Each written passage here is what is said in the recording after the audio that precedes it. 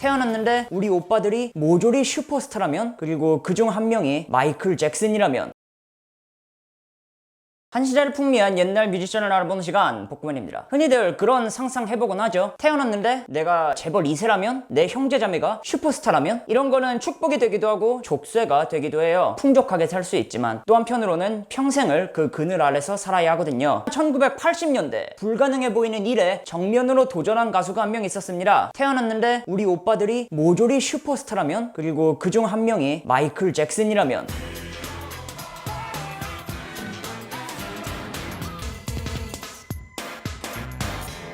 역사상 최고의 팝스타, 그리고 동시대에 활동한 동생. 하지만 그 이름은 마이클처럼 전설이 되었고 사람들은 둘의 이름을 별개로 기억해요. 한국에서는 상대적으로 인기를 누리지 못해서 그 명성이 조금 저평가된 감이 있습니다만, 거기에다가 사실 요즘 제 또래는 마이클 잭슨의 여동생도 스타였다는 것조차 모르는 분들이 또 굉장히 많아가지고, 그래서 자넷 잭슨의 인생을 한번 알려보자 하는 마음에 이 특집을 만들게 됐고요. 동생이 어떻게 모든 걸 극복하고 자넷 그 자체가 되었는지 한번 알아보도록 할게요. 자넷 잭슨은 1966년 9남매 막내로 태어났고요. 마이클이 7째였고 그 둘은 8살 차이였습니다. 자넷은 태어날 때부터 자기 오빠들이 아빠한테 막 맞아가면서 음악 기계로 자라는 거를 봐왔어요. 본인이랑 잭슨 가족이 직접 제작한 다큐에서는 이거를 또 엄한 아빠로 미화를 하던데 그냥 아동 학대였고요. 제가 만든 마이클 잭슨 특집에 잘 나와 있으니까 이거 보시면 좋을 것 같은데, 형제들은 이 당시를 두고 그저 시키는 대로만 하던 시절이라고 했어요. 이후로 형제들은 잭슨5라는 이름으로 모타운과 계약해서 큰 성공을 누리죠. 그리고 아버지 조 잭슨은 거기에 그치지 않았다. 자신의 모든 자식을 생활 전선으로 내몰았어요.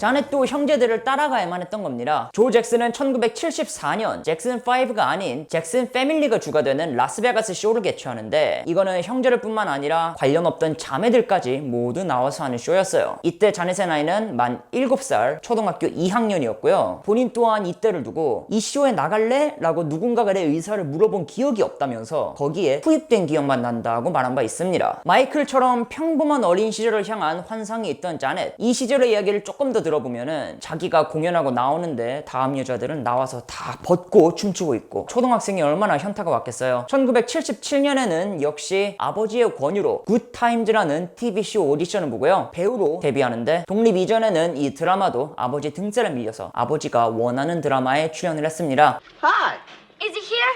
is who here? I don't know his name, but he's tall. My dad flipped when he saw it. He said I was too young to be going steady. Not anymore, Lou. I'm gonna be a big star. Holding you so tight.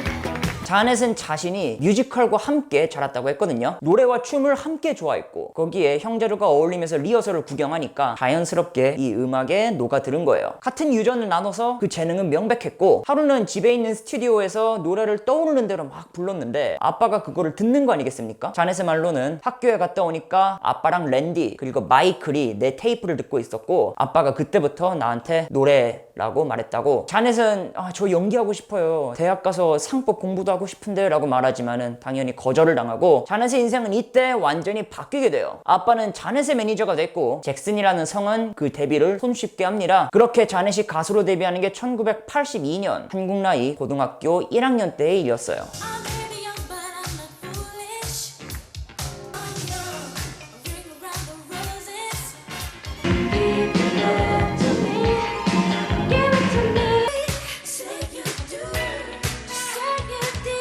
자넷 잭슨의 1집 자넷 잭슨. 본인은 잭슨이라는 이름을 빼고 싶었지만 사람들이 그 브랜드 파워를 포기할 리가 없었죠. 자넷은 남이 써준 곡을 부르기만 했고, 세일즈 포인트는 모두 아빠랑 음반사가 정했어요. 이거는 그 시절 잭슨즈와 크게 차별화된 컨셉은 아니었고요. 당시 잭슨즈는 성인이 되고 모두가 독립해서 앨범 제작에 참여하고 있었고, 특히나 마이클 잭슨은 오프 더 월에 이어서 스릴러를 내버렸단 말이죠. 조 잭슨의 역량은 자넷한테 집중이 되고 있었는데 이 앨범은 빌보드 차트 63위, 전세계 판매량 장, 30만 장에 그치면서 크게 실패해요. 크게 실패라는 말이 너무 심한 거 아니냐고 하실 수도 있는데 조 잭슨은 자식들한테 항상 1등 아니면은 모조리 실패라고 가르친 바 있었습니다. 그리고 그 형제들이랑 자신을 비교하니까 당연히 이거는 실패일 수밖에 없었어요. 그래서 자넷에게 이 집은 굉장히 중요했고요. 이때는 아빠의 등살로 드라마 페임에 출연하고 조르지오 모로도 등이 프로듀싱에 참여하고 또 잭슨과 형제들이 백보컬을 해주고 클리프 리차드랑도 듀엣을 하는 등 아주 갖은 노력을 했습니다. 하지만 이 앨범은 또 실패. 이번에는 빌보드 147위. 자넷은 형제의 성공을 잊지 못하는 실패한 티네이저가 되고 있었는데요.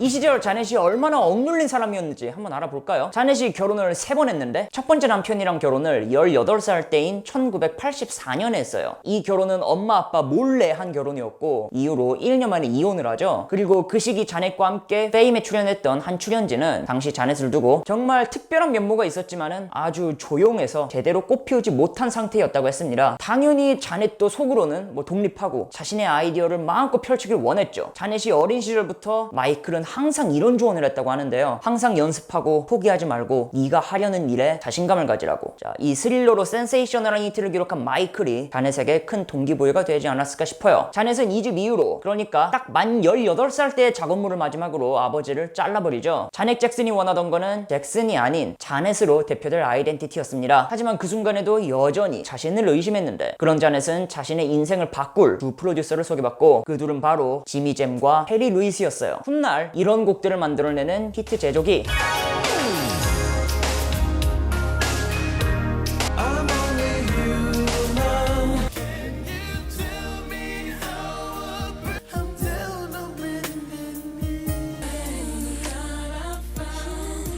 프린스의 밴드였던 The Time 출신이었고요. 둘은 자넷과 작업하게 된 계기를 이렇게 말해요. 이전에 자넷이 TV쇼 같은 데 나와서 거침없는 태도를 보여준 걸 기억하는데 당시의 음악은 그거를 반영하는 것 같지 않았다고요. 그래서 그 음악을 통째로 뜯어 고치게 돼요. 자, 먼저 두 프로듀서는 자넷에게 너는 네가 생각하는 것보다 강한 존재라고 용기를 북두릅니다. 그리고 수시로 자넷의 인생 이야기를 들으면서 그 폐쇄성을 차츰 허물어 갔죠. 그리고 자넷과 함께 하고 싶은 거 다 해보면서 자유롭게 의견을 맞춰요. 프로듀서 지미 잼의 말로는 자넷은 마치 텅 빈 캔버스 같았기 때문에 그 어떤 칠이라도 시도해볼 수 있었다는 겁니다. 그리고 동시에 이 다른 톱니바퀴 또한 제대로 굴러가기 시작하면서 자넷은 마케팅 포인트 또한 바꾸게 되고요. 바로 뮤직비디오를 활용할 것. 이때 곡마다 안무를 만들기 위해서 섭외한 인물이 폴라 압둘이었어요. 당시에는 LA 레이커스의 치어리더이자 안무가였는데 폴라가 자넷의 안무를 짜준 걸 계기로 명성을 드높이고 나중에는 가수까지 되지 않습니까? 올케된 인물들이 적재적소에 투입이 돼서 자넷을 지원하니까 그 결과물이 어떻겠어요? 자넷은 그 3집 발매 전 선발매한 싱글 What Have You Done For Me Lately로 그 변화를 보여주고요. What has he done for you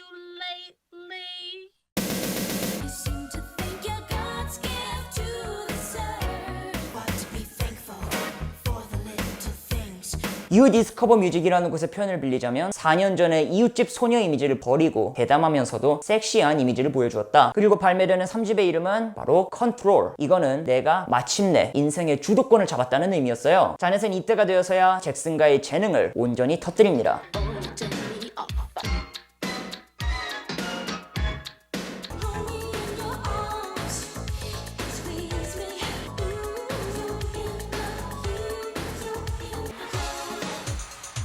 I'm never gonna stop. I wanna be the one in control. Let's wait a while before 이 앨범에 대해서는 말할 게 너무 많은데요. 먼저 이 앨범은 뉴잭 스윙의 시초격인 앨범이에요. 이거 들으시면 마치 힙합과 R&B를 섞어놓은 듯한 강렬한 비트에 댄서블하고 펑키함이 느껴지고요. 이거는 백색의 도화지 같았던 자넷 잭슨이 새로움으로 충격을 안겨준 거고 후대 흑인 댄스 뮤지션 중에서는 또 자넷 잭슨 영향을 받지 않은 사람을 찾기가 더 힘들어요. 그리고 그 노래 가사들은 이전과 달리 모두 자넷 본인의 자전적인 이야기를 담고 있었죠. 예를 들어서 네스티나 What Have You Done For Me Lately 같은 노래는 자넷이 3집 제작 중에 한 남자 무리한테 스토킹을 당한 적이 있었대요. 그들이 날 조롱하기 시작했고 도망가고 싶었지만은 내면의 무언가가 나를 뒤돌아 그들과 맞서게 했다고. 그때의 감정이 두 곡에 녹아들었다고 하고요. 그리고 빌보드 5위 곡이었던 컨트롤은 자넷의 이야기를 아주 노골적으로 보여줍니다. 그 이름처럼 이제 내 인생의 주도권을 잡는 거는 나라는 의미였죠. when I was 17, I did